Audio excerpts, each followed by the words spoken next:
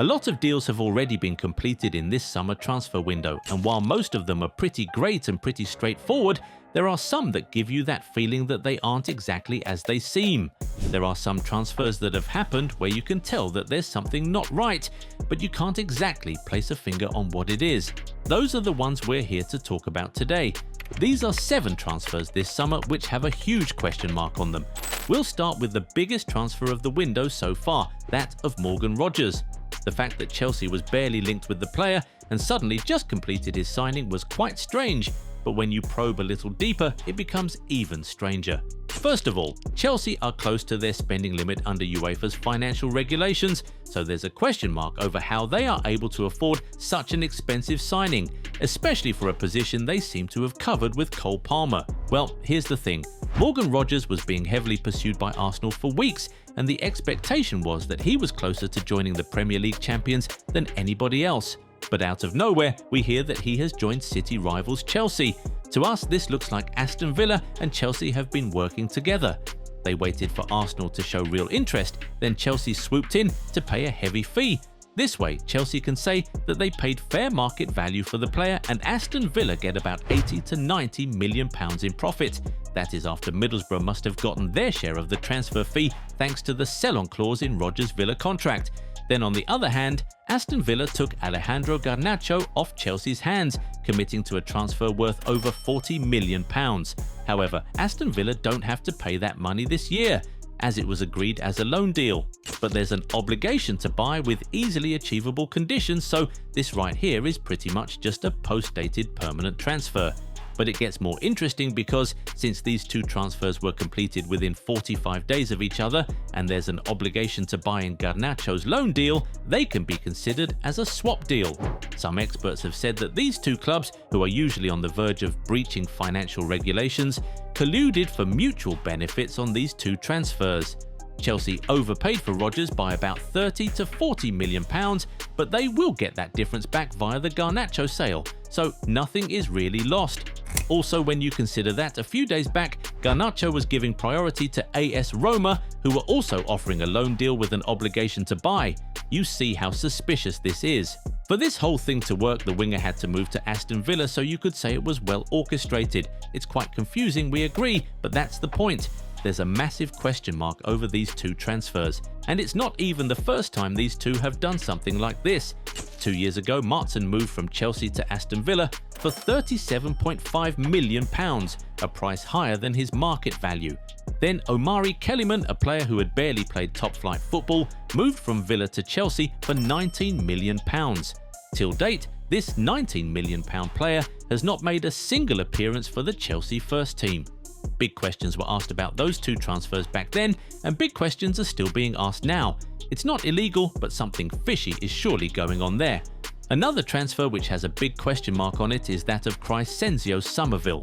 This is a 24-year-old winger with a lot of prospects. In fact, he was being chased by Man United after a good World Cup campaign with the Netherlands, but now we hear that he has moved to Al Hilal in the Saudi Pro League. What? At this age, you would have thought that he'd be focused on remaining in Europe, and it's not like he did not have suitors. Like we said, Man United wanted him. Aston Villa showed real interest too. And then there was AS Roma, who put in 3 different bids this same summer, the last of which was worth nearly €50 million, so the intent was very clear. All of those clubs were rejected, only for him to end up moving to Saudi right at the peak of his career. It's not every day that you see a 24-year-old reject 3 Champions League clubs to move to Saudi Arabia. So yeah, there's a big question mark on this one. And it's very similar to Francisco Trincão's move. 26 years old, at the peak of his career, Portugal international, getting interest from top clubs in Europe, but he chooses to leave all of that behind and move to Saudi Arabia to join Al Ahly. We truly don't understand it. It seems like there might be more to this one. And it feels a little weirder because Trincão was signed as the replacement for Mahrez, whose contract was terminated out of nowhere this summer and for reasons that still aren't clear.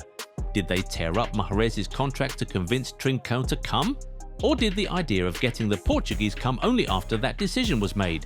Why was the decision even made in the first place? Just too many questions with this one. Anyway, speaking of players leaving Europe, let's now talk about Casemiro. In his case, we understand why he left Europe.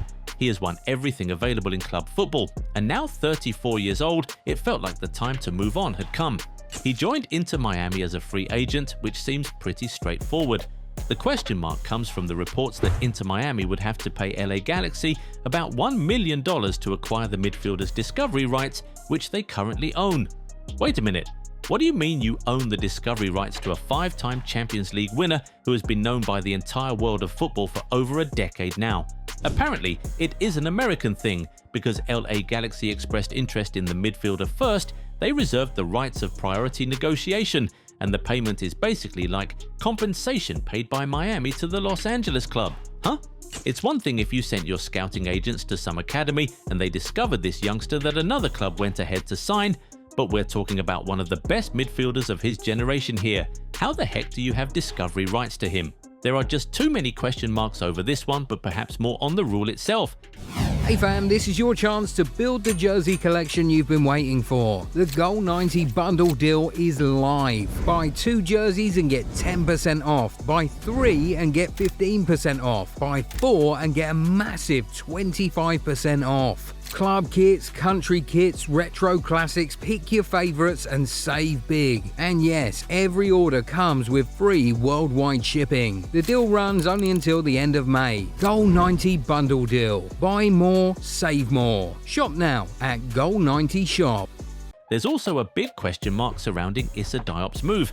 He just completed a move to Ipswich Town in a deal that was pretty quick and quiet. And this came right after he had an impressive World Cup where he scored and was named player of the match in a knockout game. Most players get big moves after a good World Cup campaign, but Diop just moved a step down after a good outing. We understand why he had to leave. Final year of his contract, limited minutes in the previous season and all that. It is the destination that makes the question marks pop up, because signing a 4-year deal with a club likely to go back down next season doesn't seem like great career planning. Finally, the whole Nico Paz thing has a big question mark on it, for sure. Real Madrid expressed interest in activating the €9 million buyback clause in his contract this summer, but they actually had no intention of keeping him. Eventually, instead of doing that, the Spanish club gave Como an ultimatum to sign him from them for €60 million. If they didn't, the price would go up and he'd be available to the highest bidder. In the end, he moved to Como, or should we say, he remained at Como, not for a €60 million fee, but for a €60 million valuation. Confusing, right? Exactly. The new contract is now without a sell-on clause, unlike the former one, and a new buyback clause has been negotiated into it. It'll be active next year and will be worth €80 million. So if Madrid want to get Nico Paz back next summer, they would have to pay Como €80 million. Or perhaps just 20, since they didn't receive 60 million from Como this summer. We're not exactly sure here. Some have said that Real Madrid, who initially owned 50% of his rights, bought back that 50% at a €10 million valuation and then sold 100% of his rights back to Como at a €60 million valuation. If this still confuses you, you're not alone. There are just many question marks as to what really occurred here. Many have described this one as a restructuring of an existing deal rather than a sale.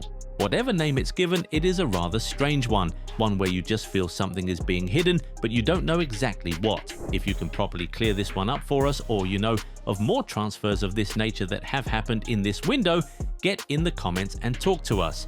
While you're there, don't forget to give this video a thumbs up if you enjoyed it, and subscribe to the channel too. Also, turn on the bell notification so you never miss out on new content. Catch you in the next one. Bye!